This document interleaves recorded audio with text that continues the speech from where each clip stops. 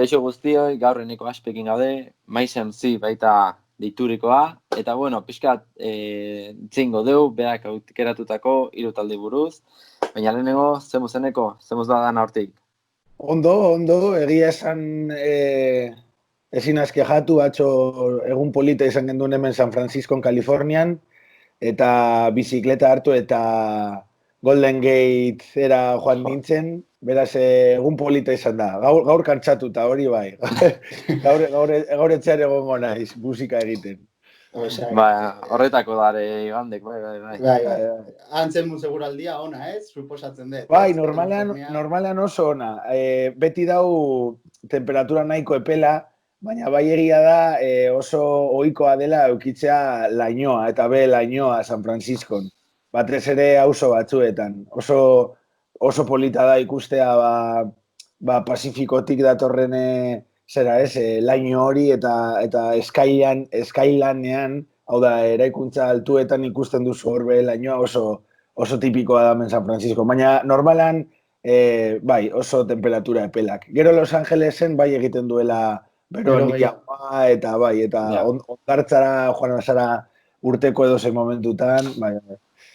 Bueno, gu hemen beti bezala gaude, Bai, horretxo zumarra. Gauza asko botatzen ditut faltan Euskal Herria, baina guraldia ez da. Eramango zenuke guraldia eta jazta. Hori da. Osea, hori da. Ja hasi zure hiru taldeek presentatzen, eta nahi dezun ordenen jun, eta hori, hitzeiten jungo horri buruz. Bueno, hasiko naz Rage Against the Machinegaz, niretzat oso talde importantea izan zen, eta oso influentzia handia izan zuen Rage Against the Machinek nire musikan ere bai. Rage Against the Machine da rock banda bat, baina hip-hopa ere bai egiten duten nola bait, edo influentzia oso altua da. Los Angelesekoak dira, Kaliforniakoak, eta 80. hamarkadan sortu ziren hasieran, uste dut 81 edo. Eta abeslaria oso famatua da, Zack de la Rocha, eta gero ere bai Tom Morello da gitarra jolea, eta niretzat dira taldeko bi honenak. Gero Tim Comerford da baju jolea, eta Brad Wilk da bateri jolea. Eta oso politikoki oso aktiboak dira, oso eskerrekoak, eta beti oki dute mezu oso garrantzitsu bat beraien letretan. Eta gogoratzen dut adibidez, justo joan nintzen hemen San Franciscon, deitu zidaten jotzeko leku batera, eta deitu zidana jotzeko, zen hemengo tipo bat San Franciscokoa, beraia txikitatik hasi izan beste kontzertuak antolatzen eta bar. Eta kontzertua hasi baino lehen, erakutsi zidan berak antolatutako kontzertu batzuk, eta bera high schoolean zegoenean, institutoan zegoenean, ekarri zuen Rage Against the Machine bere institutora, inork ez zituen ezagutzen garai horretan, justo lehenengo albuma atera baino lehen ekarri zituen, eta zegoen Tom Morelloren gutun bat idatzia eskuz, eskerrak ematen tipoari aukera paregabe hori emateagatik high school horretan jotzeko, eta kriston ilusio egin zidan. Eta gero erakutsi nahi dizuet album hau, ondo ikusi alba duzuen, da beraien lehenengo albuma, ia portada mitiko hau, da pertsona bat alo bonzo erretzen, eta niretzat hau da kolekzionista bazareten musikan ezinbesteko album bat. 1982an ateratakoa, eta hemen dago Killing in the Name of, abesti mitikoa besteak beste. Eta Wake Up ere bai, kriston kantak dituen albuma da, eta gainera oso soinu berria atera zuten, karo, pentsa ezazuela, 81an horra zizen ja esaten dena hip-hoparen golden era, urrezko aroa hip-hopean, batez ere bai Kalifornian, bai San Franciscon, 80ko hamarkadaren hasieran hasi zirelako oso izen potenteak ia ateratzen, ez? Tupac Shakur edo Notorious B.I.G. Eta beraiek hartu zuten hip-hop influentzia guzti horiek eta rockera eraman zuten, adibidez Tom Morello, izan zen nire ustez lehenengo gitarra jolea edo lehenengoetariko bat ziurrasko egiten scratch moduan, scratch badakizue hip-hopa dela, tiki-tiki-tiki, zuen berdina, baina gitarrarekin, ez? Tiki-tiki-tiki egiten zituen oso, eta gero Tom Morello abesten zuen roka, baina kantaren zati oso handi bat rapeatzen zuen. Osa, bera igual estribilloetan abesten zuen roka, baina beste guztia da rap, osa, hip-hopa. Lo que pasa que en vez de base musikal batekin, instrumental batekin, zen, zera, jotzen, ez? Rock batekin. Talde batekin. Eta bai, niretzat oso, nik gogoratzen dut, flipatzen nuela, igual, ze urte nituen hemen, oso gutxi, nik 5 urte nituen hau kaleratu zenean, baina ezin nintzen entzuten, igual 15 urterekin eta horrela, eta gero nire lehenengo taldean gogoratzen dut bertsio bat egiten genuena, nire lehenengo taldea izan zen, ezen hip-hop talde bat izan zen reggae, dancehall, ska talde bat, eta bertsionatzen genuen Killing in the Name of, justo album honetan ateratzen dena. Eta bai, oso garrantzi handiko taldea, niretzat dudarik ez. Guretzat oso ezagunek die eta oso garrantzitsuak izan die. Naiz eta, gure taldek ez izan rap modukoa, baina bai daukaten indarran eta daukaten presentzia hor estenatokin, bai dela oso influentzia gutzat ere, eta oso talde garrantzitsua da, gaita. Nik uste, gaina batez ere, talde importantea dana, zu esan dezuna, ez bi generoiek klatzen zituna lehenengo talde izan zela eta gogorra, ez? Lehenago ere gontzan hor Public Enemyk eta egin zitun batzu, Randy MC eta Aerosmith, eta horra zitzen pixkan mezkla hori egiten, baina Rise Against the Machinena zan, igual, roka eta hip-hoparen, ez dakit... Nasketa edo. Bai, ez, baina... berdintasuna nik azkenen, ez, letra gogorrak eta azkenen esaten dien gauzak, ez, roka beti kontrakultura ezela eta hip-hopa ere, ez, orduan bi mezkla horiek, karo, perfecto etortzen die, eta batez ere Euskal Herrin olako mensajea zeukan talde batek nik adidez ere uste, asko jozuela Euskal Herri mailan, nik uste dut, Claro, pentsa zazue bai, naiz eta politikoki oso mezu bortitza izan beti, estatu batuetan heldu zirela beti Billboardera.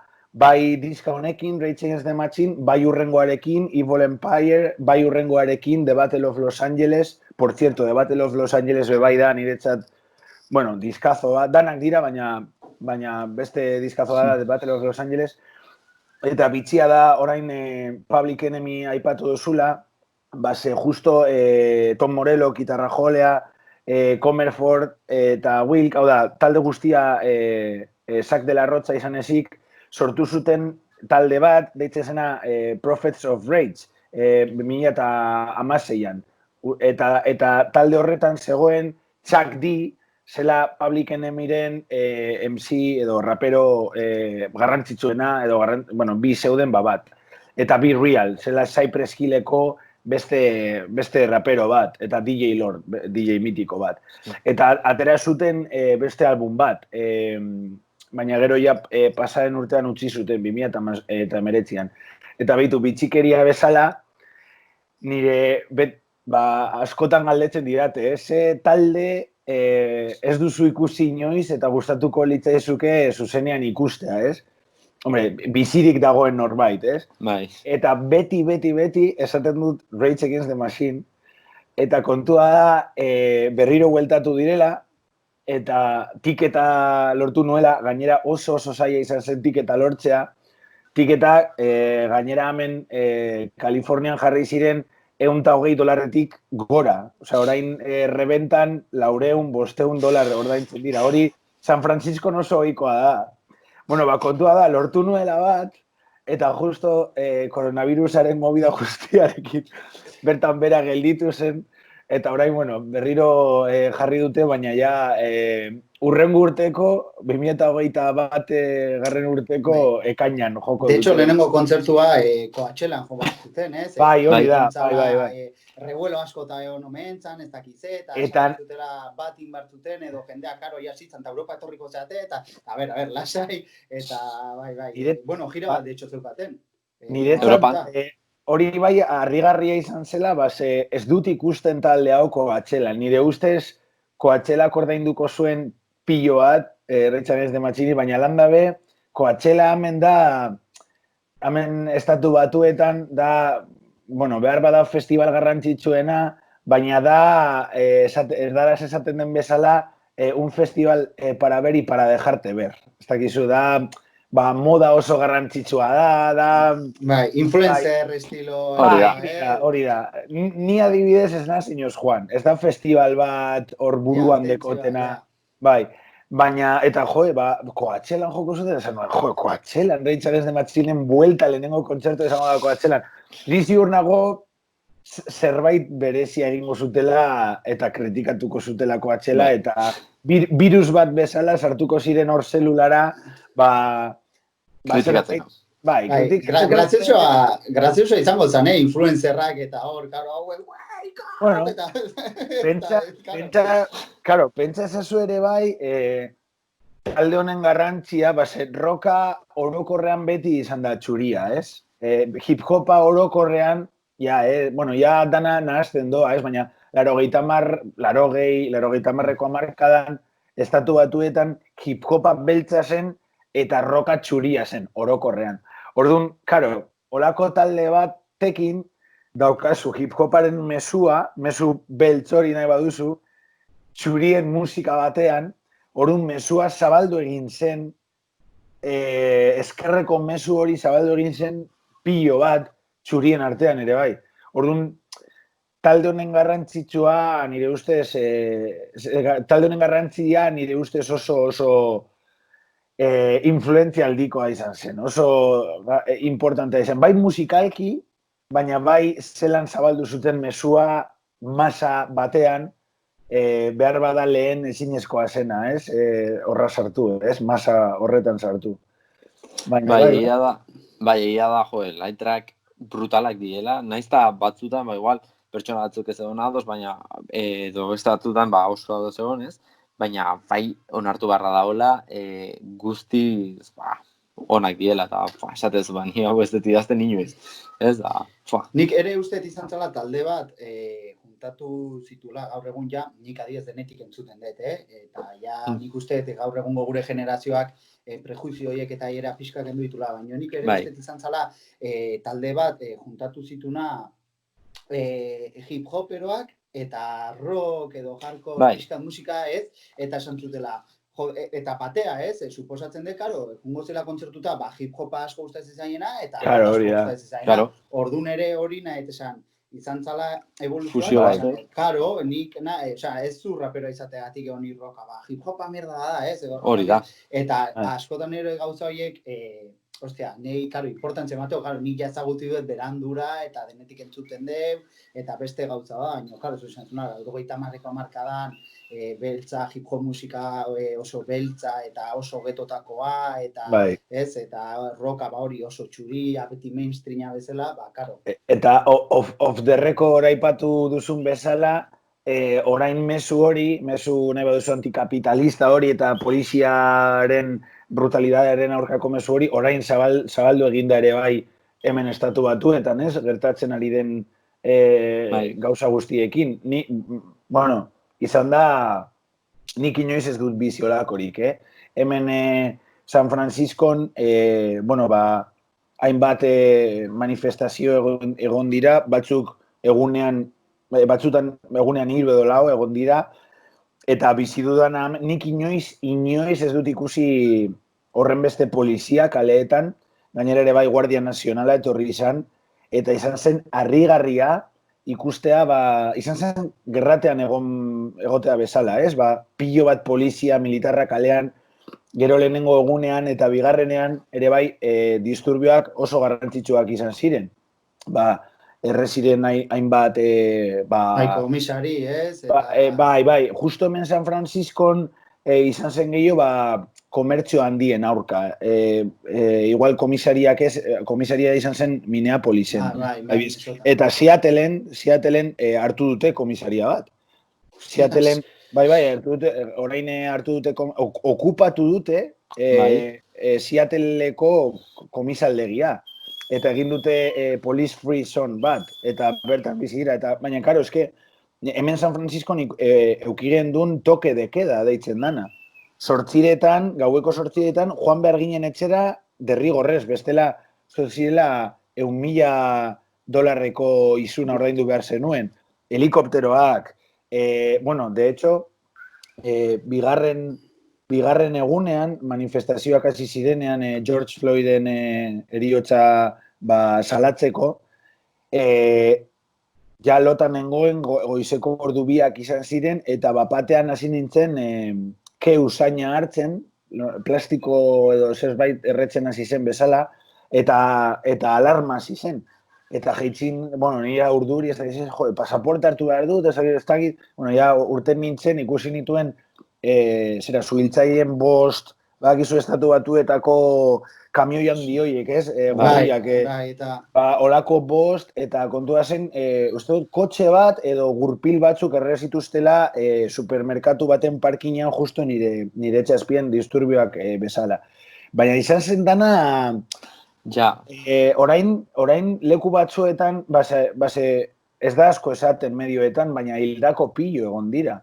Nik dakidala 15 hildako baino gehiago egon dira manifestazioetan, baina medioetan ez da agertzen. Nik badakita adibidez, hemen Vallejon, dala San Francisco alboan dagoen herri bat, manifestazio batean hil zutela 22 urteko mutil bat, poliziak hil zuen 22 urteko mutil bat, protesta batean, George Floyden hilketa salatzeko, eta izan zen konfunditu zutelako mailu bat pistola batekin, eta kotxe barrutik 5 alditan tirokatu zuten mutila poliziek.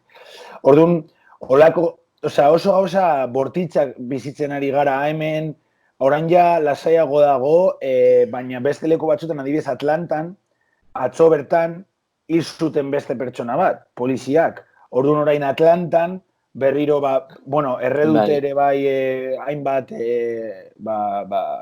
establezimendu eta holan, baina berriro ere bai manifestazioak, orduan, leku batzuetan piztu egiten dira, beste batzuetan baretu egiten dira, baina oraindik badago, estatu batuetan badago, eta ekarriko ditu aldaketak ziur egon.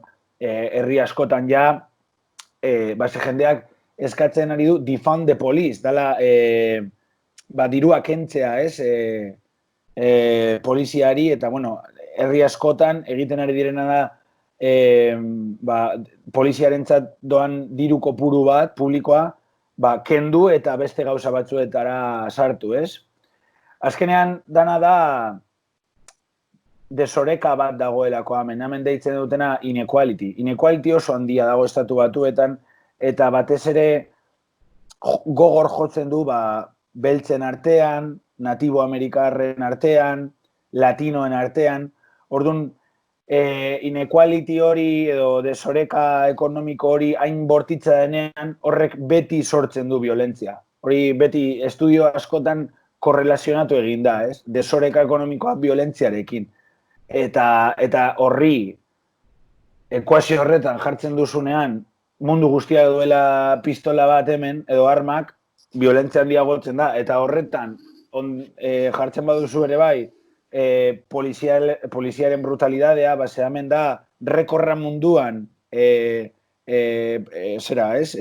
poliziak hildako pertsonen rekorra munduan estatu batuetan da beti, urtero. Bai, beltzak ikusi non, uste dut, seigarren eriotza, tasan edo bezala ez, handiena. Lehenengoa, kanzer, bigarrena, ez dakitzea, seigarrena beltzen artean, poliziak hiltzen zitula zan. Eta txuriak igual, natesan,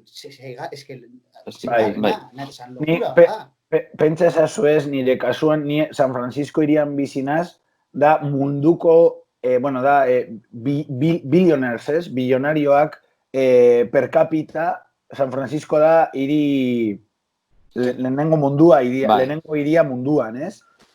Baina gero aldi berean, beltzen umeen artean, 19% bizi da pobrezian. Orduan, imaginatu hiri batean non dituzu horren beste bilionario eta beltza asko pobrezian. Ba hori da. Eta, bueltatzen Rage Against the Machinera, horregaitik bueltatu da hain gogor Rage Against the Machinen mesua. Adibidez, bakizue, hemen mugimendu importantena da Black Lives Matter. Black Lives Matter. Eta kontua da, egin zuen Tom Morello gitarra jolea izan zen Nazi Lives Don't Matter. Badakizue adibidez Trumpek jarri duela antikapitalistak, antifasistak terroristak moduan. Orduan, berak egin duena hori, Nazi Lives Don't Matter, Tom Morello ari zen gitarra jotzen hor pankarta batekin. Bai, berriro modan jarri den taldea, kontatu nahi dizuet, argazki hau lehen erakutsi dizuedana, hau da, Thich Quang Duc, horrela deitzen zen, monje budista hau, da Vietnameko monje budista bat, eta Alonso Errezen, 1963an, Saigonen, Vietnamen, protesta moduan, gobernuaren aurkako protesta moduan, ez? Komunitate budista, eren aurkako violentzia oso altua izan zelako garai horretan. Orain nola beste talde batek duen presio hori, ez, gobernuaren aldetik, berriro jarri da modan. Batez ere, esan dezunakin, aparte ere, dagoen presidentea Gasparez YouTubek eta Gasparez esango, baina ere ez dola bat ere laguntzen, ez? Esan berak ere alentatzen do, eta jendea, hauek dia, ez? Eta esaten duzu, hombre, zuk pacificadore bezala inbarko zenula, ez? Koronavirusan dagoen modia guztiakin, eta ez, zuk iten duzu baina hori handi jendeari gehi hau zizaina sartu, ez? Eta esatezu, ostras, ez dakit, ez? Eta pixka da, esatezu, ni tipo hau ez dakit bere kabutan da, vamos. Bai. Egia esan oso bortitza. Baina, esan bezala, Rage Against the Machine, ikusleen artean inoiz ez baduzu ikusi, eta gainera, gogora dezagun 2 Grammy irabazi zituztela ere, bai. Hori da. Beraz, naiz eta mesua bortitza izan, 2 Grammy irabazten badute, zer esanik ez? Behiek ere irakasleik uste diela, Zak de la Rocha uste, egia da. Irakaslea uste dala, Tom Morello ere Harvarden ikasitzen zientzia politika, ez, beti esan da Harvard, nahet esan, karo. Olako rock taldeko bat, Harvarden ikasitako tipoa dala, eta hori nahet esan jende... Berikak eskatek da ditula. Hori da. Bere aita, Tom Morelloren aita, iraultzaile bat izan zen Keniakoa, eta izan zen United Nations, Naciones Unidasen, lehenengo delekatua Kenia errepresentatzen. Bere aita. Beraz, politika beti izan da... Familia dator. Bai, hori da. Beraien sustraietan dago hori. Bai. Nik esan nahi nizuen, hain bigarren taldeekin hasi aurretik, esan nahi nizuen, ointxe bertan ikusi dudala zuzeneko bat, Rage Against the Machinekoa, ez deola inor, indela igual, bere lehenengo tariko zuzeneko izango zala. Lehenengo abestia, Killing in the Name of Sun, baina Zak de la Rocha esan zuen, ez dutela letra oindikin, eta ba, ingo zutela instrumental. Eta inorrek ezon ezagutzen. Eta da, abesti hori, urte bat agero, izugarrizko abestia bihurtu zen. Eske, uste dagoela, high schooleko kontzertu bat. Horako zuze, kristona raroa zen. Interneten dago hasierako kontzertu bat, edo unibertsitate baten kanpo, uste dagoela kontzertu bat, hor kamera... Prao baten. Bai, oso txurtzio betzela garatuta, karo. Igual da lagunak antolatutako hori, edo... Igual, bai. Horregatik, gogora honez, horregatik. Bai. Behitu, beste anekdota bat, nahi baduzu bukatzeko ditzen ez de matxinegaz da, uste zela The Battle of Los Angeles kaleratu eta gero, kontzertu bat jo zuten, eta etorri ziren bere kontzertura 300 polizia, babesteko edo, bueno, 300 polizia. Eta egin zutena taldean izan zen 300 donuts erosi, eta banatu zituzten poliziaren artean 300 donutsak, ez? Eta horretze batean egongo zarete, eta badakizu pelikuletan bete ateratzen direla donutsa jaten, ez? 300 donutse bidali zieten polizia. Broma bat esala, ez? Bai. Bueno, nahi bat zu ja bigarren taldekin jungo bea. Bai? Esan nahi duzuna? Bueno, niretzat influentzia handiko taldea, kasu honetan artista, izan da Manu Chao, ere bai. Hau bai, danok ezagutzen dugula, Euskal Herrian oso garrantzitsua izan delako, eta oso entzuna ere bai, ez? Gainera, uste dut bere ama, Euskalduna zel... Bai, bilotarra, bere ama. Hori da. Bere aita Galiziarra uste dut. Eta Parisen jaioa, osea, mezkla bat... Bai. Bai. Eta, Mano Negara sortu zuen, Euskal Herrian asko entzun zen taldea, ez? Kanta famatu hori zuten Mala Vida. Bai. Eta hori oso famatua egin zen Euskal Herrian. Nik gustoko dudan apilo bat da, niretzat Manu Chao artista izan baino gehiago da gizakia, ez? Da pertsona. Eta nik ikusi dut Bartzelonan jotzen, eta adibidez beti jotzen du garito txikietan, eta asko kobratu barik, eta bere tratua oso pertsonala da. Niretzat ere bai oso importantea da, berak duen positibismoa, oso pertsona positiboa naz, eta berak beti erakusten du, salatu egiten du nolabait munduan gertatzen dena, beti dago, ingeleraz esaten da, underdog, ez dakit euskara zenan esaten da, adibidez, bi talde jolasten dutenean, batek, cuando tiene todas las de perder, zelan esaten da hori euskaraz, Bai, guztabitu. Txikiarekin beti dago, ez, Manu Chao, eta berarentzat oso importantea dira ere bai natiboak, eta komunitate txikiak, eta ikustea hain garrantzi handiko artista bat munduan ezaguna, baina inoiz ez duena galdu pertsona puntu hori, inoiz ez dela zeruetan egon, baizik eta kalean jendearekin, niretzat da, izugarria, ez? Gainera, esan duzuen bezala, ez? Bera Parisen jaio zen, eta izan zen, bai ama bai aita, ies egin zutelako frankismo garaian Frantzira. Eta justo nire bi amamak ere bai, ies egin zuten. Nire amama joan behar izan zen Belgikara, nire beste amama Frantzira. Orduan, puntu horrekin asko konektatzen dut, berarekin. Gero ere bai, niretzat influentzia handia izan zuen Clandestino, eta diska hori niretzat, 2000 bidez badut album hori entzun, ez dut inoiz entzun, eta gero ere bai, Próxima Estación Esperanza, nik behitu, 18 urterekin gehien entzun nuen albuma hori izan zen, dudabarik, Repeat jartzen nuen nire CD-an, Gogoratzen du gainera selektibidadia ikasten hori jartzen nuela. Selektibidadia justo kriston eguraldion egin zuen aurreko asteetan, eta nengoen hor nire gurasoen etxe txiki horretan Barakaldon, geneukan balkoi txikitsu bat hor etxean, eta gogoratzen dut fisika ikasten eta gauza horiek ikasten nire gurasoen balkoi txiki horretan album hori repeat jarrita, ez?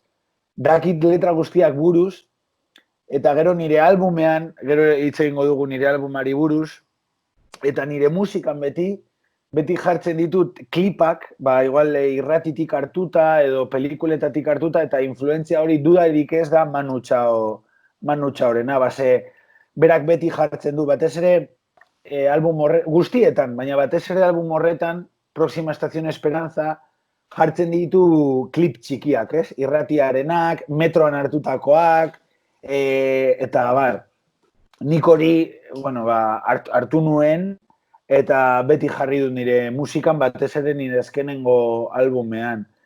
Eta nik uste dut, bizitzan egon naizen kontzertu honenetariko bat, Manu Txaorena izan zen Barcelona probintzian, ez du gogoratzen oso ondo lekua, zen herri txiki bat, Barcelona probintzian. Eta eman zuen zuzeneko bat, uste dut, 3 ordu eta pikukoa, 3 ordu terdi, olako zeuzer, eta benetan, 3. orduan zuen energia, ni behan nengoen eta flipatzen nuen, karo, mundu guztia dantzatzen, baina bera dana emoten 3. orduan, esaten, egon zen igual, 20 minutu eta 10 minutu jotzen kanta bat bukaeran, bakarrik zenan, se fuerza la máquina, pom, pom, pom, pom, pom, pom, poro, boro, boro, pom, pom, eta mundu guztia pom, pom, baina igual 20-30 minutu kanta hori jotzen, eta bera dana, nire ustez da idolo bat, idolo gutxi ditut, baina Manu Txao bere ideia politikoen gatik, bere pertsonalidadea gatik, bere energia gatik, bere positibismoa gatik, bere internazionalismo horregatik niretzat da idolo bat. Eta gainera, beste bitxikeria bat, ni jo nuen, 121 bat kriukook jo genduen, zen hip hop talde bat, nik jotzen nuen hip hop talde bat, jo genuen Euskal Herria zuzenean, EHZ-tan, eta kartel berdinen zegoen Manu Txao. Eta ere bai EHZ-tan ikusi nuen, eta izan zen pasada, jo gendun guk, eta gero ordu batzuetara Manu Txao. Por cierto, beste gauza bat, EHZ-tan jo behar nuen, uda honetan ere bai, justo, kontratatu zidaten bertan jotzeko nire albuma aurkesteko, eta bertan behera gelditu egin da, beraz, pena handi bat, baina bai. Eta, influentzia oso handia. Musikalki, pertsonalki, eta niretzat horregaitik sartu dut top 3 honetan, ez?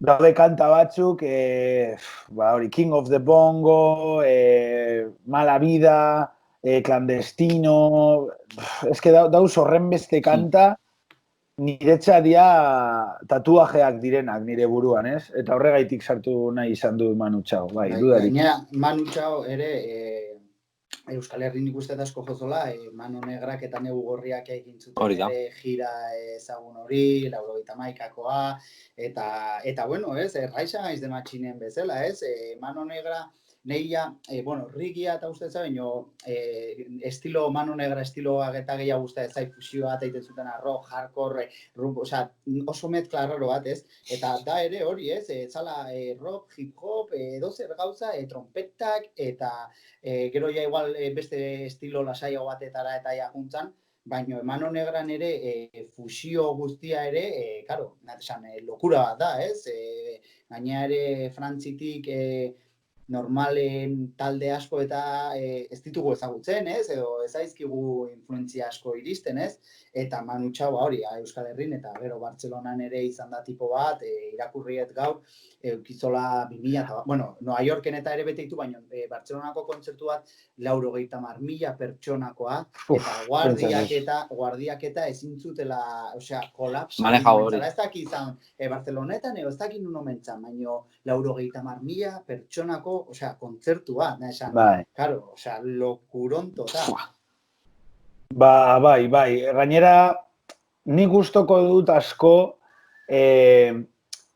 mezuari garrantziak kendu barik masetara ailegatzen diren hoiek, ez? Adibidez, Rage Against the Machine, Manu Chao, ez dute koma bat aldatzen beraien letretan, beraien mezuan, eta alanda be, masa oso handi batera ailegatzen dira.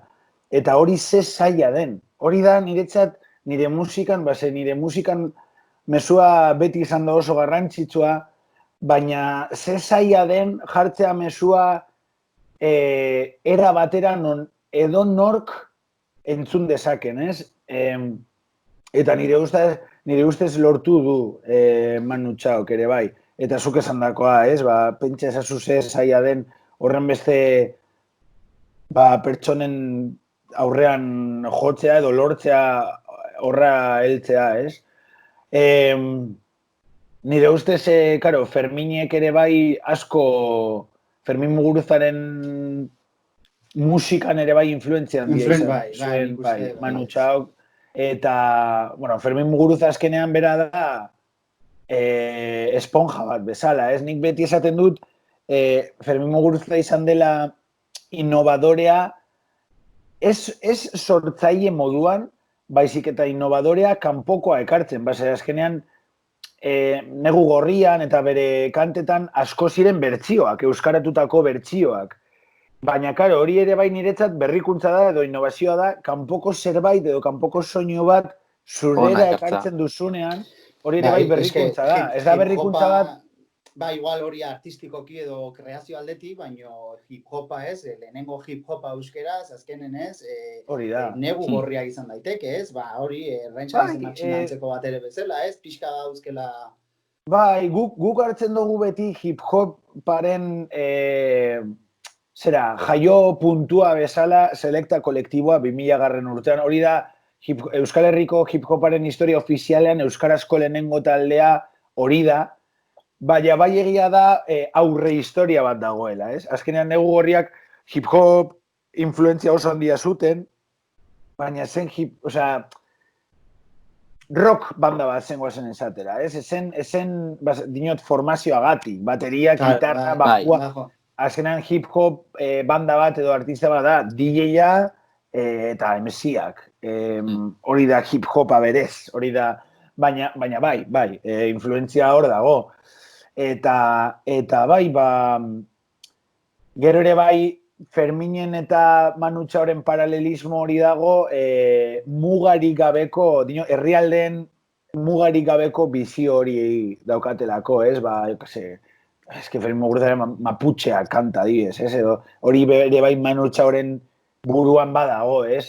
Azkenean, arazoa, herri baten arazoa, ez da herri horretakoa, baizik eta globala, ez? Mundiala, internazionala, nazioartekoa.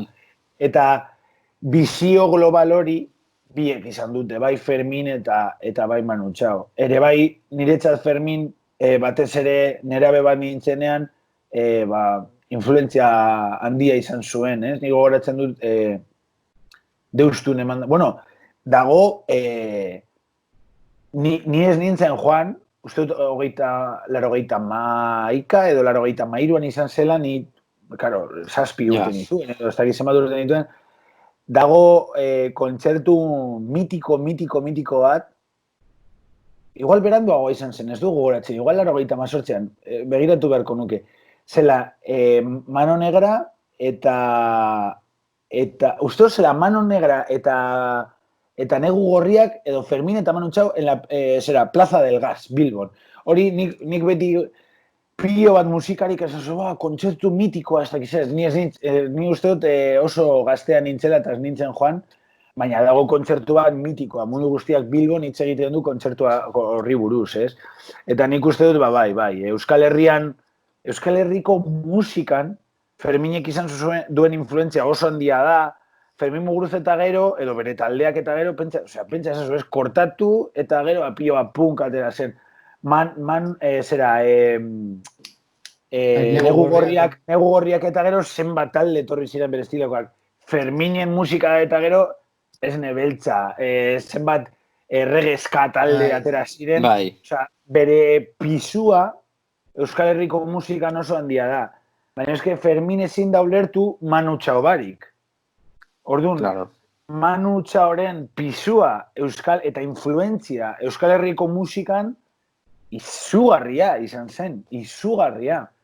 Eta nik beti esaten dut falta izan zaigula hip-hopean Manu Txao bat, ez? Manu Txao bezalako figura bat, baina hip-hopean, 100% hip-hopa zena Euskal Herrian.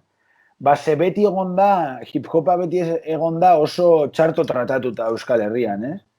Bai, konflota zara. Beti, ez da, behitu, nik uste dut dela, claro, eske roka estatu batuetatik datorren musika bada. Ere bai, hip-hopa bezala, baina hip-hopa beti izan da ikusia Euskal Herrian yankien musika bat bezala. Osa, ni egon naz, pentsa esazu, ez nire lehenengo hip-hop letra idatzi nuen 11 urterekin, 12 urterekin, lehenengo grabazioak egiten dituen hor nire gurasoen kaseto batean. Osa, daramatzat ja, zer dakit nik, 20 urte hip-hopa egiten. Baina gaur da eguna, non 20 urte eta gero, eta 8 album kaleratze eta gero, Euskal Herrian oraindik ez, hip-hopero, eta ze pasatzen ari da, ez? 20 urte daramat hip-hopa egiten,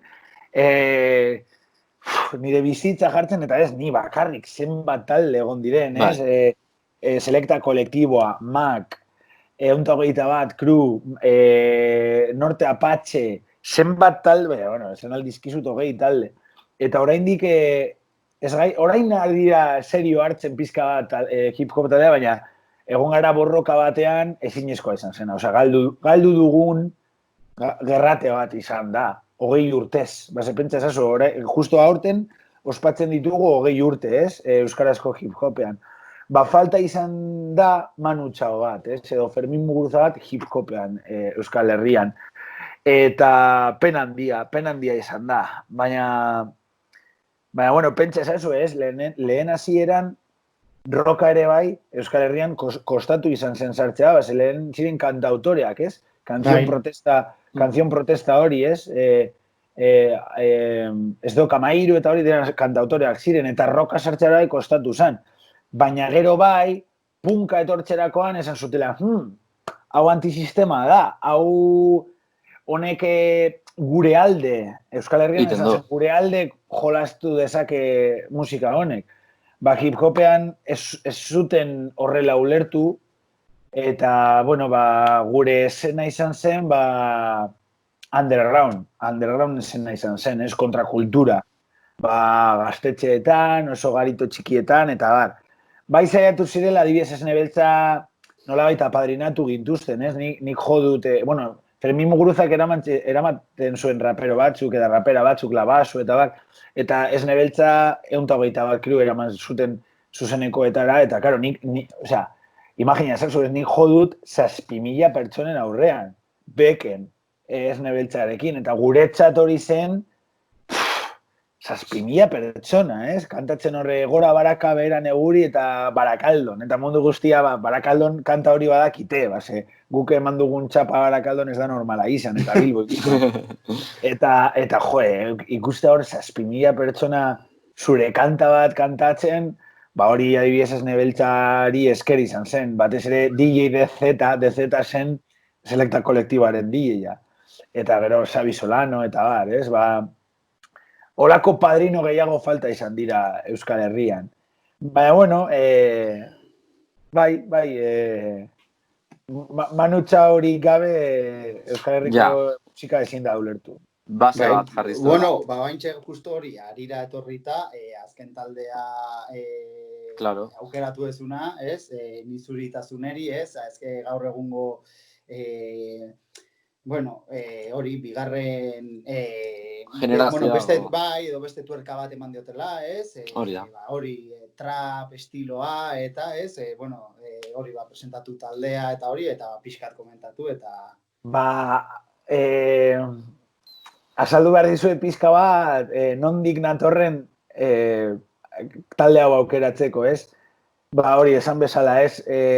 2000 garren urtean sortu zen Selecta, gero etorri zen Mac, gero egun ginen txapa ematen euskarazko rapan, Norte Apache, 120 bat kru, eta beste bat talde asko egon ziren. Baina gero, guk euki genuen, Hauasen 120 bat kruko DJ-a eta produktorea, eta biok nik ikasi nuen beatmakinga, hau da, hip-hop instrumentalak egiten Hauari esker. Eta neukan estudio bat Zapen, Bilboko arte kolektibo horretan. Eta hor, hainbat eta hainbat album produzitu eta grabatu genituen Nasty Bilbao, estudio horretan, Bilbon, eta gure izar fitxajeak izan ziren nisuritasuneri. Eta salduko dizuen nondik datorren. Ni egon naz, oraindik nago, Euskadi Irratian kolaborazio bat dut, orain bakarrik zientziari buruzkoa dena, baina lehen ere bai musikarekin hasi nintzen eta aukeratzen dituen kanta batzuk, ez? Eta nik gogoratzen dut Norzone, dala nisurietasuneriko MC bat, mutilezkoa, da uneska bat eta mutil bat, Norzone topatu nuen eta lehenengo momentutik esan nuen tipo hau extralurtarra da. Osea, Norzone da, nire ustez, rapero honena Euskal Herrian, baina euskaraz, erdaraz, eta esango nuke estatu mailan dela underrated, ez dakit zen esaten da erdaraz, lehenengoa. Osea, da tipo bat, da bestia bat. Bere ahotsa, bere flowa, bere eskilo guztiak, da fenomeno bat. Eta kontaktatu nuen berarekin, jarriko du kanta bat, eta geroztik ja konexioa izan zen izugarria. Eta hor grabatu genuen bere lehenengo diska, Norzone, eta gainera egin genuen kontzeptu guztia. Deitzen zen Badok Amairu. Base zen ez dok amairuri buelta bat emotea, eta eraberritze gehi tradizioa, ez? Hartzen genuen tradizioa, euskara eta eraberritzea ere bai. Eta lehenengo trap basea, euskarazko rapeaturiko lehenengo trap basea guk egin genuen, eta zen Badok gehi kanta hori Norzonera dela Badok eraberritze gehi tradizioa.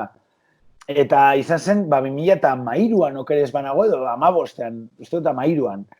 2013 uste dut. Eta hori egin genuen lehenengo trap basea euskaraz rapeaturiko izan zena. Eta gero, Fanirekin batera, niretza da euskarazko rapera honena, Fani da, sortu zuten Nisuritasuneri. Eta lehenengo albumean, grabatu genuen parte batzuk Nasty Bilbaon, eta hor grabatu genuen ere bai, hor egin nuen ere bai, base bat, deitzen dena Gizaki, dekola Eskorbutoren sampleo bat. Karo, ni eskerraldekoa naz, ni Barakaldarra naz, eta orduan, nire tradizioa Eskorbuto da. Orduan, eraberritzegi tradizio horretan, sampleatu nuen Eskorbuto. Eta niretzat album hori da momentuz euskarazko album onena kaleratu dena. Nisuritasuneriren lehenengo albuma. Eta da horregatik, eman ziotelako buelta bat, esan zuten, gazen soinu modernoena egitera, dela trapa, eta nahaztuko dugu euskararekin, dela Europako hizkuntzarik zaharrena, eta niretzat album hori da, zuek esan duzuela, buelta de tuerka, Euskal Herriko musikak, ez bakarrik hip-hopa, musikak behar zuen buelta de tuerka hori. Gero beste bat kaleratu zuten, dela 7, baina niretzat album hori musikala hil, deitzen zala, 2017an kaleratutakoa da influentzia puntu bat euskarazko musikan.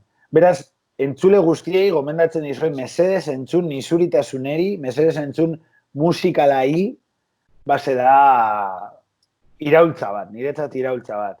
Eta, gainera, zer esango dizu, nire lagun minak dira. Fani da, nik Fani maite dut, Osa, da nire lagun supermina, batera ikasi genuen Escuela de Cine del País Baskon, oso gustoko dugu sinema, eta, bueno, laburmetraiak zelan egin batera ikasi genuen, gero, bideoklipak egiteko eta bar, Norzonerekin, mila aventura ditugu ere bai, pertsona batzuk dira, bueno, planeta honetakoak ez direnak, eta artista moduan, zer esanik ez.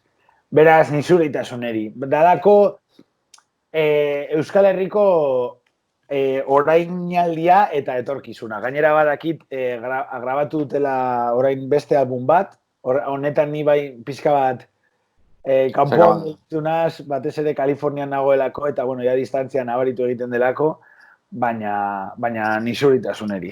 Eta etorkizuna. Bai, justo gure urretxun ikus egin ditun. Lehen duten etxoznata etorri ziren, jotzea. Eta, bueno, zuk esan dezun harira, ez? Ni egia esan, ni bateria jola naiz, bera gitarra, eta, ni hip hop eta trapeta munduan oso galduta nago. Bai. Egia esan, sonido berri die, eta egia, askok esaten dute, ez? Trapa ez aldan punku berria, ez? Antisistema, estilo hortatik, ez? Iritsi zen tipo batzuk, hori, 4 pistas antzeko bat bezala lo que sea, eta egiten zituzten abestik, igotzen dituzte YouTubera, eta milaka jendek entzuten ditu, eta, diskografia izaten zien. Behitu zeiten dugu hau guk, hori, Atlantatik eta zetorrena, $100, eta zuek gastatzen dituzue €1.000.000 produkzio baten, eta interneten guk askotze jende gehiago daukegu, ez? Bai, traparen konnotazioak oso negatiboak izan dira, batez ere estatu batuetan oso linkatuta egon direlako drogarekin. Drogarekin, mezu oso matxista batekin, ez dakiz zer, baina hori da reggaeton bezala, ez? Esaten da, reggaeton hori puta mierda, digo, kontuz.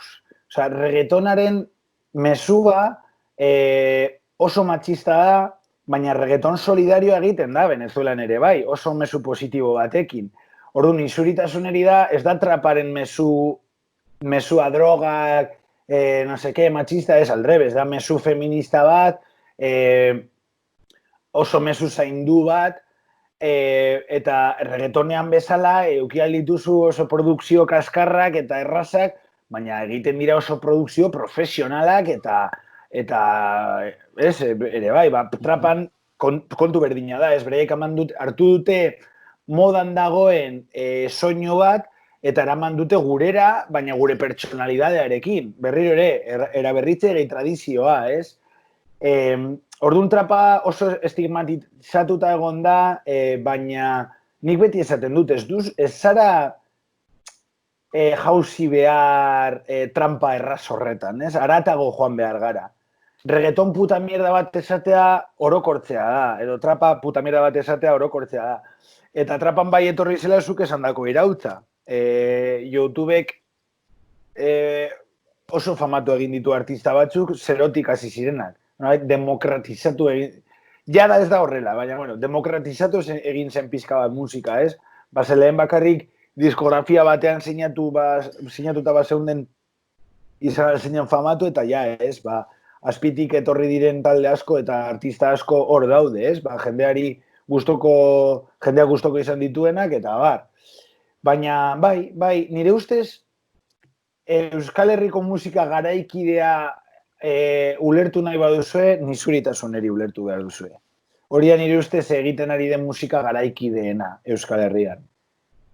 Eta zuk esan dezun harira, adiez, gero ere, askotan ere inposatzen digutena, ez? Ni, trap estilo batzuk, Ghost Name, Suicide Boys, hola amerikanok diozia oso trap, horror metal bezala, eta estilo hori gustatzen zaiz, musika eta base gogorrak gustatzen zaizkitelako. Baina gero askotan nik esate, reite ez da gustatzen, baina gero askotan reflexioa, ez, egiten deuna da zuk esan dezuna, ez, ze estereotipo saltzen digute, ez, zer regetoi saltzen digute, zer trap saltzen digute, ez, esan deuna, ez, rockeroak beti ere, ez, gu, asko, ez esto, baina jende esate, rock, la hostia, ez, junjo, lo otro, monkortu, Claro. hombre, claro, eta estelenen lanea, kabullo, hombre, ez, generalizatzea, ez, punkoa, bai, heroina, zakizeta, hombre, nahet esan, masa batek, eta gauza batek, bai, eta karo, telebistak hori saltzen bali maizu, pentsatzen zu, hori punkia, hori ez da dutxatzen,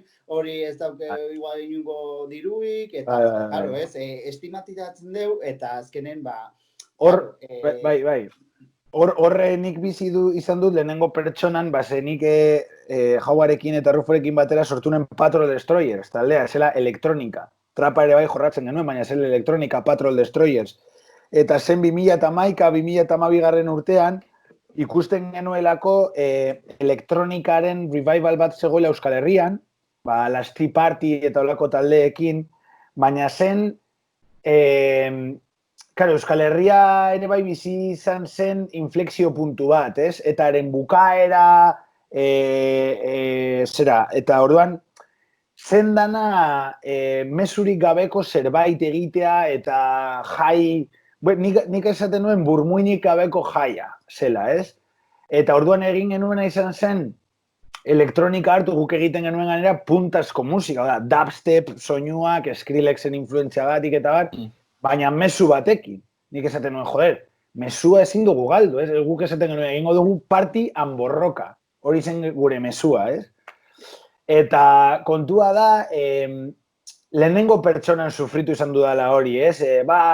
Hori da drogazale, no seke, eta, bueno, nik ez ditu drogat kartu eta goizeko zazpirak hartu egon naiz musika pintxatzen elektronika eta mezu batekin eta Patrol Destroyers bai bizi genuela. Beitu, Patrol Destroyers barik ezin da nisuritasuneri ulertu ere ez. Ze gogoratzen dut dubstep eta EDM eta olako musika egiten genuela, gero sartu ginen produkzioa egiten trapari. Eta ikusi genuen Fani eta biok, uste dozala, ikusi genuen talde bat Bilbon trap jorratzen zutela, eta nik deitu nuen, musika lail, diska egin baino lehen, deitu nuen diska, kontzertu hori ikusi eta gero Norzone. Eta esan nion, Norzone, musika lail diska izan behar da trap. Ikusi nuen zuzenekoak, hip-hop zuzenekoak Euskal Herriak beti dira holan. Baina honetan ez, honetan zen holan. Eta lokuron, eta dantzatzen, eta tal, zen punk espiritu hori, ez? Bai, jarko, eske kontzertu asko lokura, Amerikarrak esaten die, eta bajuak, 808, sortzi horiek, bajua, pum, bai, incluso kontundentziak. Hori eske mugitu behar zara, orduan, deitu nuen Norzone eta zanion, trap izan behar da.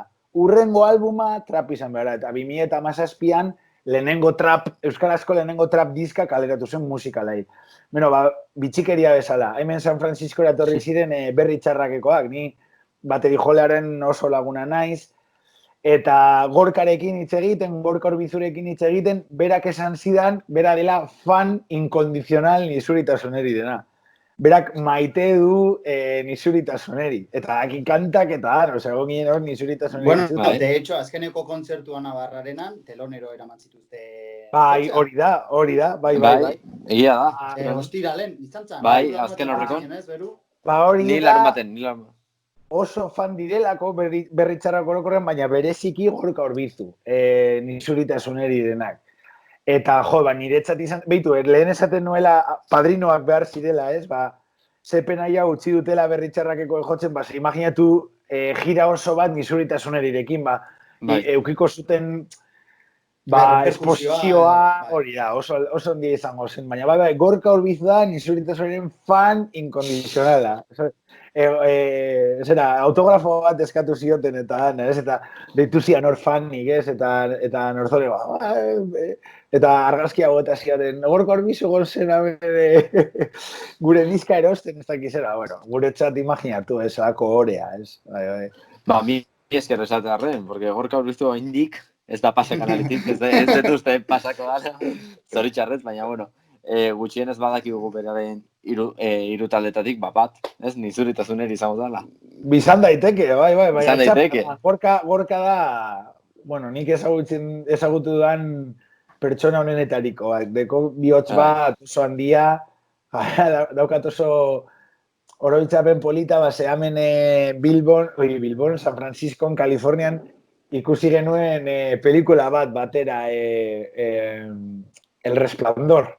Bota zuten berriro, hemen Castro da, auzo bat, dago 50ko zinema hoiek, ez dakizue, old school zinema, bai. The Shining ikusi genuen batera, eta bai, oso pertsona honek. Txapa handia ematen badiozue, zigonago elkarrizketa egingo du. Jende asko aukeratu du berri txarra. Bai. Bai. Inoiz aukeratu dute Rage Against the Machine Manutxo zuritasuneri? Ez.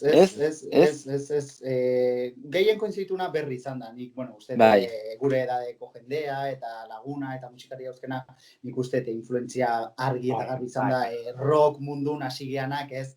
Behitzen genula, eta nik beti esan dut hemen, ez? Amerikatik edo Inglaterratik zeton zen talde, baina ikusten genuen, nik behintzat ikusten non, rock talde bat, eta adibidez Donostiko jaietan sago ez beteta, eta nire hizkuntzan abesten, ez? Eta esaten, ostia, hau bai, ez? Osa, inglesa azkenen, idioma, politxada, baina, eta hori, baina ez da nire bizitzako hizkuntza. Hizkuntza. Nik ez dut erabiltzen hitzeiten, inglesa ez dut hitzeiten, erdera edo euskera. Tipo bat, euskera zabesten, eta jende guztia esaten, ostras, honek bai representatzen dit, igual, ez? Ja, zirkuloa izteko, Rage Against the Machine talde honek sortu zuen hip-hop eta rock arteko fusio hori gero etorri ziren, Linkin Park, Limp Bizkit, eta nu metal deitzen zer hori da. Nik uste dut influentzia handia izan zuela berri txarrak nere bai, gora zelan zen eskuak, kafetegi batera sartu, lekua hartu, eta nire ingurura begiratzen jarri, hori rap bat da. Eta azkenean, hip-hopare bai sartu zuten pizka bat beraien letretan, bereziki horretan, ez? Beraz, nire ustez Rage Against the Machine barik ezin da ulertu berri txarrak ez da ere, ez? Behar bada ez da gehien influentzia izan duen taldea, baina beharrezkoa da ulertzeko berri txarrak. Politxa da nola indezun konexioa talde guztiekin ez, azkenen ez bakarrik hiru baizik eta denekin, ez? Azkenen askotan gertatzen daigu, ez? Eta esaten duguna, guri influenziatu diguten taldea, gero talde hori beste batzuk influenziatu zuten, ez? Eta hemendik 10 urte eta nik pertsona bati esango jo, nahi influitu ziten talde batek, eta beha esateo, nahi igual zure taldea guztat ezait. Eta orduan, azkenen beti dago konexio hori, ez? Nik gainera, eta ez bakarrik taldeak baizik eta estilo musikalak. Ni adibidez hip-hop beatmaker bat naiz, produktorea, eta hip-hopari esker ezagutu ditut soul, funk eta jazz. Nik orain gehien entzuten dudan musika jazz da. Eta gainera pasaren urtean Nueva Orleansera joan nintzen, eta niretzat bidai hori izan zen nire bizitzako bidaietan top 3. Osea, joatea Preservation Hallera eta jazz hori ikustea edo, leku tipitinas edo tremen bizitzea aste batez eta ikustea musika leku guztietan eta jazza sortu zen lekua Kongo Eskuerren eta hortik dator hip-hopa. Jazza sampleatzen zen, batez ere 80ko hamarkadan jazza hasi zen sampleatzen pilo bat eta jazz bari, ez dago hip-hopa. Eta orduan hor, atzera joatean, estiloetan superpolita da. Ez sustraia hori ulertzeko. Eta ere bai, berdina, eske behitu, nik entzuten dudana, daukat hemen Public Enemy, baina daukat ere bai hemen, Oskorri, eta daukat hemen ere bai, ulertzen didazu, azkenean egin behar da, eta Snoop Dogg, ez? Eta hauek jartzen badituzue bateratzen da nire azkenengo albuma, ez? Ume Zahar. Ume Zahar hau da. Ume Zahar da euskal musika, sampleatu egiten du txalaparta, alboka, txistua, baina gero ere bai sampleatzen dut Dr. Dre, Dr. Dre da, zera ez, Snoop Dogg produzitzen zuen produktore kalifornianoa. NWA-ko hori da, bai, jefea, beitu. Ice Cube Hori da. eta bera, ba, igual. Ametik daukat ere bai. Bai, disko mitikoa, hori ere bai. Hau gaina da, hau ere bai da First Pressing ere bai. Hau lortzea da ezinezkoa, da 88ko album bat, eta da First Pressing. Horko abestia ere azken aldi. Beitu, kuriosidade bezala. Chicagoko poliziaren emisora. Bai, anonimusina ez. Eta jarri zuten Fuck the Police kanta. Gainera beitu, eske superpolita izango zen, kantaren izena ikuste duzu ez duela jartzen Fuck the Police. Bale, jartzen That Police. Eta gero jartzen Fill in the blanks, hau da, utxuneak bete, ez? Base, karo, ez... Karo, ez diren utziko, ez? Karo. Usten Fuck the Police jartzen hori, utxuneak bete, ez? Ondo.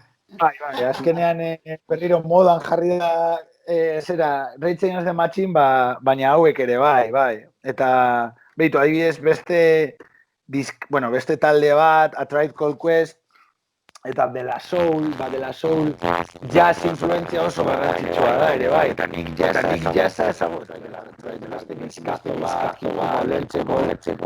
eta jazz influentzia hor dago, eta... eske, hemen ditu, hau adibidez, jazz gustoko baduzue, hau entzun behar duzue. Brabeck Quarter, hau gainera tipua zen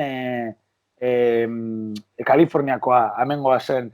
Eta hasi zen cool jazz egiten, cool jazz da, jazz oso geldoa, eta izan zen aksidente bat, istripu bat izan zuelako, eta nervio zentrala ukitua gelditu zitzaion. Orduan ezin zuen bebop egin, hau da, ritmo askarrak egin. Eta orduan slow jazz, hau, cool jazz edo West Coast jazz egiten zuen oso geldoa. Dana dago konektatuta, ez? Eta niretzat goza bat da musika ikerlari bat izatea, ez? Eta, sampleoa honondik datorren, eta bai. Orain jazz dago nire zerrendaren totean. Osea, zure azkeneko ez diskoa edo horren mezkla guzti. Influentzia. Diska hau, beitu, gainera portadan, hau agertzen da San Francisco 49ersen kamisetarekin, baina hau da lowrider bat. Bai, txikotxea. Kultura oso handia hemen San Francisco, Kalifornian. Eta bai, egin dudana izan da, berriro jarraitu eraberritzegi tradizio horrekin, ez? Eta gero, NASA-ko satelite batek grabatutako soinuak, Marten grabatutako soinuak hartu ditut eta sampleatu ditut kanta batean ere bai. Orduan, nire album hau entzuten baduzue, entzun alduzue Marten grabatutako haizeak. Eta aldi berean euskara, eta aldi berean, sampleatzen dut Oteiza, justo kanta hori deitzen da Oteizaren irrintzia Marten. Hartu dut irrintzi bat, sampleatu dut, Manu Txauren influentzia eta gero, hartu ditut Oteizaren klipak, eta bere ahotsa jarri dut, eta gero Marten grabatutako haizea, eta dana jorratu dut trap instrumental batekin.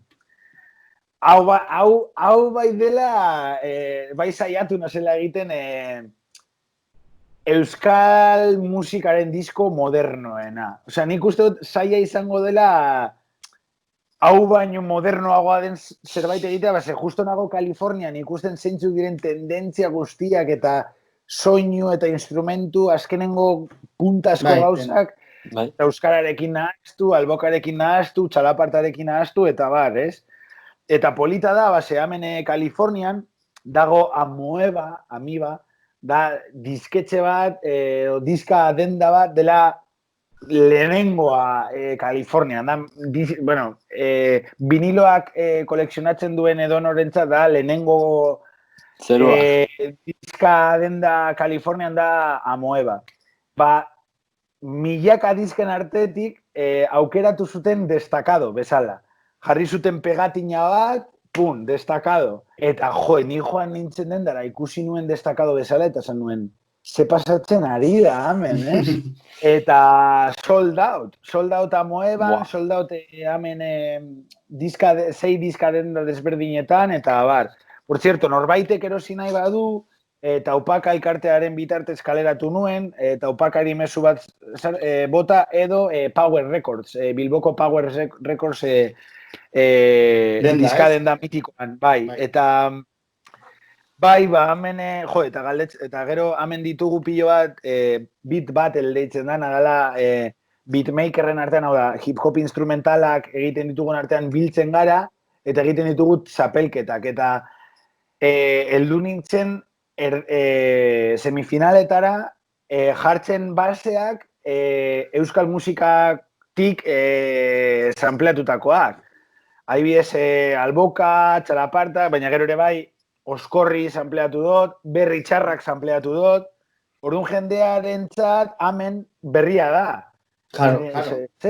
Txalaparta entzuten dut, eta zer da? Ja, claro, edo Alboka ba. Afrikano, edo brasileño, eta ez, eske hain bask, esaten dira, eta karo, beraientzat freskoa da. Claro, ez duten ari inoiz ere, igual, ez? Ikasi dudana hemen da, kanpora begiratu behar dugula eta gure influentziak saiatzen kopiatzen nahi baduzuen, baina barrura ikusi behar dugu, ez? Gu ulertu behar dugu nortzuk garen eta nondik atorren, zeintzuk diren gure sustraiak, eta gero, hori da, sustraia, ez? Zuaitzaren sustraia, baina gero ere bai ostoak, ez? Fotosintia hori egiten ari naiz, traparekin, jazzarekin, ez dakiz zer, baina sustraiak mantendu zordunen bor hori da diska hau. Eta egonaz 2 urte diska hau egiteko, nahi nuen izatea perfektua, pum, hori izatea, ez? Berritze gehi tradizioa. Eta horretan diardigu, ez? Bai nisuritasuneri, bai era berritze gehi tradizio horretan. Euskal musikak ere bai evoluzio bat behar du. Ezin gara gelditu... Estankauta. Ez nebeltzan, edo negu gorriak, edo Berri Txarraken. Ezin gara hor gelditu, ez? Evoluzio bat egon bardo beti, ez? Hori da. Askotan ere hemen esan deula, ez? Talde asko beti evoluzionatzen dutela, eta beste gazu, eta jende esaten, jode, eske ba, mierda, vendidos, ez? Eta nik ulertzen dut, 20 urtekin, 30 urtekin, 10 urte pasa dira, eta zenbat musika entzun ahal izan dezun, ez? Zenbat beste influenzia dituzun hartu, orduan nik ulertzen dut ezitea berdina, eta normalena da evoluzionatzea, ez donak evoluzionatzen hildago, ez? Nere ustez, Eta ere bai da garrantzitsua aldrebeskoa egitea, ez? Niri, ikusten ditu Barakaldon, trap artistak eta eta ez dute ezagutzen Mikel Laboa. Ez dakite nor den bez. Eta esate, joder, tío, es que... se me parte el corazón, lertzen dira, orduan, bai, sustraiak, barrura begiratzen baduzu, gauza bat pertsonala egingo duzu, eta bakarra, ulertzen dira ez duzu kopia bat egingo. Orduan, gauza horiek garrantzitsua. Por cierto, autobombo pizka bat, Maiza MC Umezahar diska hau entzun nahi baduzu ere bai Spotify dago eta YouTubeen ere bai, Bideoklip batzuk egin ditut eta bar. Beraz, viniloa nahi baduzue hor, baina, Spotify eta YouTubeen ere bai badago. Nik viniloa gomendatzen dut beti, oso gustoko dut prozesu guztia, ez? Vinilo hori nire garbitzen ditut, ezakizer, eta entzun hori etxean lasai. Obras de arte bezala, ez? Bai, pena ematen jendeak egiten du pasar la barrita, ez? A ver, kauen, nire gustoko, nire gonaz 2 urte hau egiten, 40 minututan entzuten LP bada, emon, nahi baduzue, bestela bota bigarren kanta. Baina, bai, ilusio handia egin zidan hemen Kalifornian sold out egotea eta beraientzako originala izatea, ez? Pena bat Euskal Herrian nolan ez izatea, bebai ez dugu publiko hori, hip-hop publikoa oso murriztua da Euskal Herrian, beraz, bai. Baina, bueno. Vale, neko ja bukatzeko eta lehen ja pixkate komentatu bezula, ez? Musika ikerlaria, bueno, zu ere azkenen, ez? Fisikaria zea, ez? Eta nasan iten duzu lan, ez? Osea, justo hori, esan duzu, musika ikerlari bat, ja, perfecto, ez? Ja, kuadrauta bezala, ez? Horregaitik lortu nituen soinu horiek, ez? Robotak grabatutakoak, bai, justo hori, sarrera eman zidaten, eta hartu nuen horregatik, bai. Eta hori, bueno, zu fisikaria zea, o zuk ze ikasi ezu? Bai, ni fisika ikasi nuen Euskal Herriko Unibertsitatean, gero doktoretza Euskal Herriko Unibertsitatean, eta 2 egonaldi egin nituen Oxfordreko Unibertsitatean, eta gero postdoc bat Cambridgeko Unibertsitatean, beste egonaldi bat Harvarden, Tom Morello bezala, ez? Eta gero, 2 urte terdi daramatxat NASAn eta Stanforden lan egiten hemen Kalifornian. Eta, bueno, asmoa da, ez dakit noiz oraindik, hurrengo urtean edo 2 urtean ez dakit oraindik, bueltatzea Euskal Herrira, ez? Eta ikasitako guztia, Euskal Herrira ekartzea eta zabaltzea hurrengoetarako, ez? Era berritzea tradizio. Eta, nola ateazi zaizun, gure etxar behitze hona ez, NASA espazioa beti deitzen duen atentzioa dala gauza, ez? Nola sortu zizaizun aukera, edo nola olako toki bat beti esatzen duen, hala, zer da... ez, Barakaldoko, ez, barrio bajero bat, NASA. Hombre, salto handiena izan zen Euskal Herriko Unibertsitatetik Oxfordera. Baseia horrek jartzen zaitu Europako unibertsitateen topa. Hor salto Cambridgera, ez? Eta hori Cambridgeen nengoela nire ikerketa oso garrantzitsua zen NASArentzat. Azkenean egiten nuen, zera, ez? Gure eunen tejido, gure eunen propietate mekanikoak. Hau da, zelan erantzuten duten gure eunak, ez? Propietate mekanikoak zeintzu diren. Eta hori NASArentzat oso garrantzitsua da. Orduan, intereseskoa iruditu zitzaien, eta nire perfila oso jende gutxi dauka munduan, eta, horrela sortu zen, eta NASAn hasi nintzen lan egiten, eta Stanfordrekin aldi berean, hor egon zen saltoa. Eta polita da, egon nintzen ikusten eta lehenengo fisikari euskalduna NASAn lan egiten. Beraz, hori bai ohorea. Hori ja, batez ere nire ama omentzeko, ez? Nire ama garbitzeia zen. Eta, hori niretzat omenaldi polita bat da nire amarentzat, eta ere bai, Euskal Herriarentzat egin duten apostuagatik hezkuntza publikoaren alde. Kalitatezko hezkuntza publikoaren alde. Ni beti egon naz bekaduna. Ni beti izan naz bekaduna, parkatu. Ni beti gizartearen babes hori izan dut. Eta horrela ikasi dut ze garrantzitsua den hezkuntza eta ikerkuntza publikoa babestea, eta azkenean guztion zergekin edo zergen alde izan da, ez? Beraz, goazen babestera eta indartzea, ez? Hezkuntza publikoa eta, zer esanik ez ja, sistema osasun publikoa, ez? Hemen ez da, estatu batuetan ez da, eta ikusten diren dramak, ez dut drama batekin bukatu nahi izketa, baina bai alde positibo horrekin, ez? Manu Txauren positibismo horrekin, ez? Goazen babestera eta defenditzera gure sistema publiko horiek, bai. Espero dezagun krisi ekonomiko hau eta gero zuze positiboa ekartzea. Indartua agertzea edo ateratzea eta ez ahulduta, ez? Bai, nik esan detena, krisi honetan, eta lehen esan detena, renovar o morir, ez?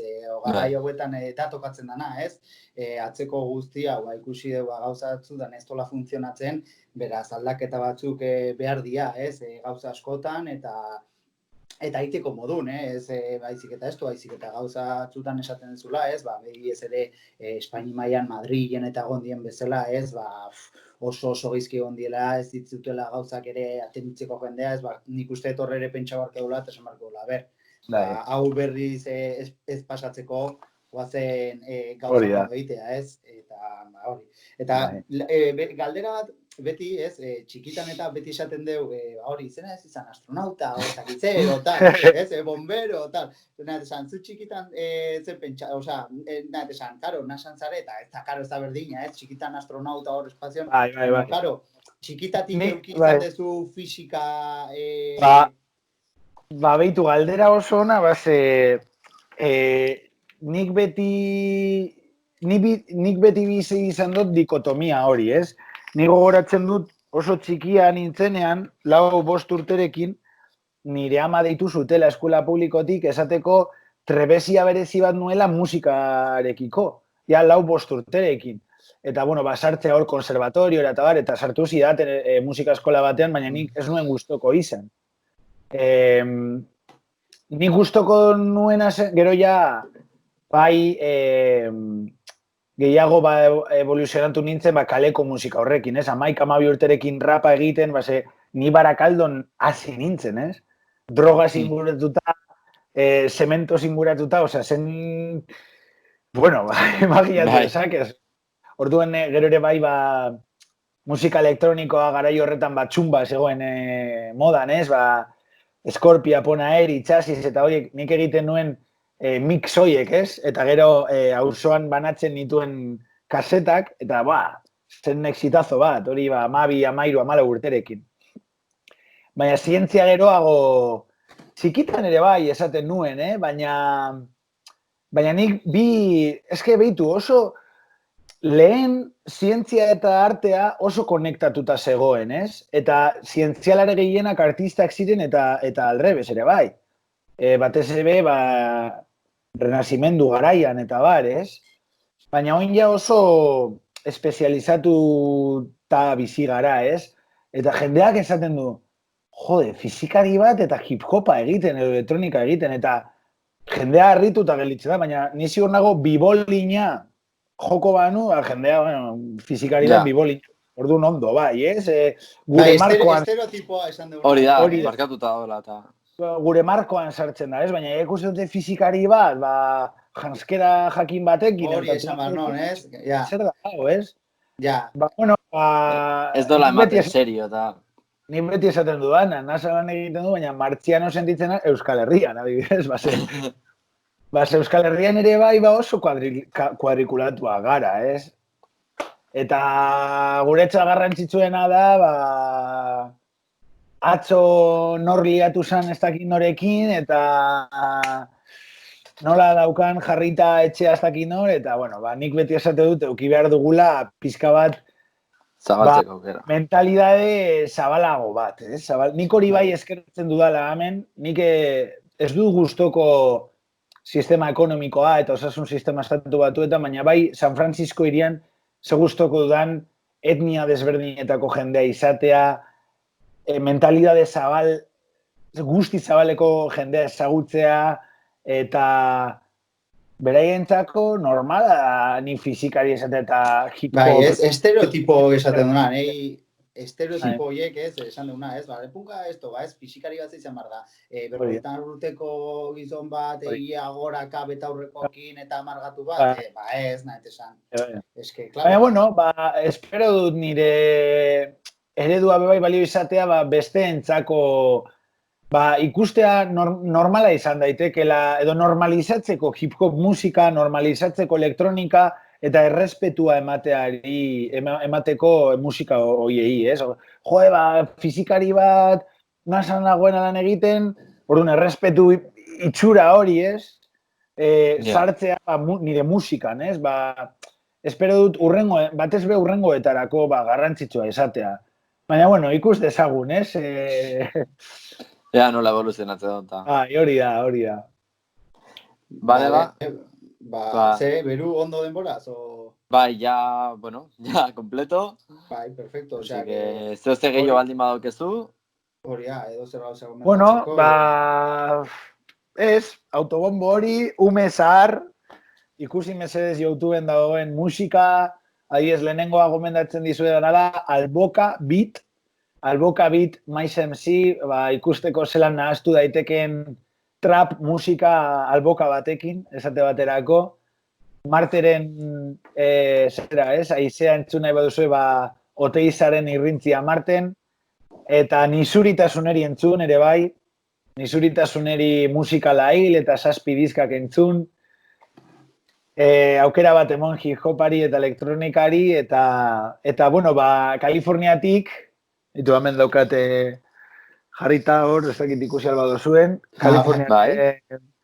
Kaliforniatik bezarka daundi bat, Euskal Herrira, animo pillo bat momentu, ba, igual, behar bada eskorentzat gogorra hoetan, ez, batez ere lan barik gelditu diren hoientzat, eta nire energia positibo guztia bidatzen dizuet. Nire, behitu, Manutxa horren positibismo guztia eta Rage Against the Machine-ren eta amorru guztia, ez? Amorru guztia bidatzen dizuet, eta amorru hoiekin defendatzea gure sistema publikoak, ez? Hori da. Hori da, gure partitik enego, plazer bat. Nirea. Eta hori, azkenen hau pixkat txarlatu, eta hori gero pixkat itzein, eta hori da proiektu honen helburua. Eta azkenen oso proiektu polita, eskerrik asko zuegi, eta hori jarraitu txapamoten gorka urbizuri, a ber, Horrengo batean zuekin badagoen, baina bai, bezarka daundi bat eta eskerrik asko, proiektu hau aurrera ateratzea gati. Hori da, hori berdin ere San Francisco da. Venga, muso hori da. Agur ekipazo, agur. Aio.